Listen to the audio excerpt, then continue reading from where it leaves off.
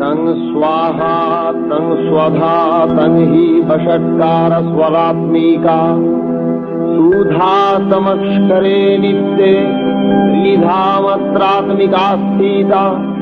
अर्धमात्रा स्थिता नित्याज्ञानुच्चज्जा विशेषतः तमेव सा तं सावित्री तं देवी जननी परा तयैव धर्यते सर्वं तयैतत्सृज्यते जगत्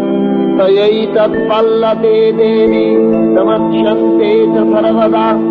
विसृष्टौ सृष्टिरूपातं प्रीतिरूपात् पालने तथा संरीतिरूपान्ते जगतो स जगन्मये महाविद्या महामाया